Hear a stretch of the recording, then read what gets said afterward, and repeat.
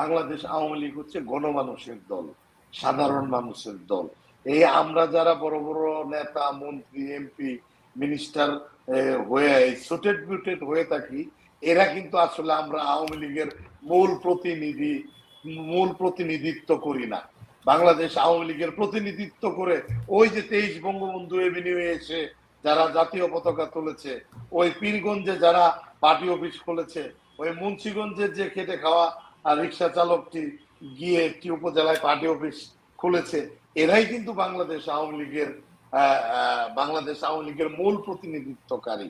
আপা ঠিক আছে, আমরা যখন বিরোধী দলে ছিলাম, তখন কিন্তু আমরা দেখেছি কোনো বিক্ষোভ মিছিল হলে, হরতাল হলে, ওই বিক্ষোভ মিছিলের সম্মুখ ভাগে ওই নেতারা ক্যামেরা পর্যন্ত থাকতো।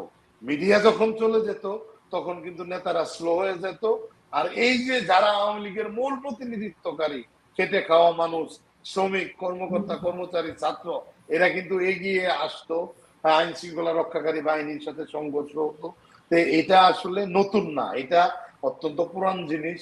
বাংলাদেশ আওয়ামী লীগের প্রতিনিধিত্ব করে এই দেশের জনসাধারণ, খেটে খাওয়া সাধারণ মানুষ, লুঙ্গি পরিহিত মানুষ, ঘামে ভেজা মানুষ, যাদের শরীর থেকে ঘামের গন্ধ আসে, যারা খেটে খায়, পরিশ্রম করে খায়, এদের দলই হচ্ছে কিন্তু বাংলাদেশ আওয়ামী লীগ।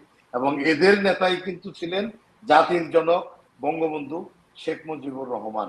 সো বাংলাদেশ আওয়ামী লীগ দেখেন, এত বড় দল, এত নেতা, আমরা এত জন, এত বড় বড় অনেক কিছু দাবি করি, কিন্তু দেখেন আমরা কিন্তু একটা পার্টি অফিস খোলাইতে পারতেছি না, একটা জায়গায় যেতে পারতেছি না। কিন্তু এই দলকে যারা ভালোবাসে, এই দলের যারা মেইন প্রতিনিধিত্বকারী, এই দলকে যারা যুগের পর যুগ টিকিয়ে রাখে, তাদেরকে কিন্তু বলতে হচ্ছে না। আমি কিন্তু ফোন করে বলতেছি না, কিংবা কোনো বড় নেতা কিন্তু বলতেছে না যাও পার্টি অফিসে, যাও পার্টি অফিসটা খোলো, এই তোমাকে 100টা টাকা দিলাম, এটা দিয়ে আগরবাতি কিনো, একটা মিলাদ করো। এইগুলা কিন্তু নেতাদের বলতে হচ্ছে না। মানুষ, তৃণমূল কিন্তু স্বপ্রণোদিত হয়ে নিজেরাই এগুলো করতেছে।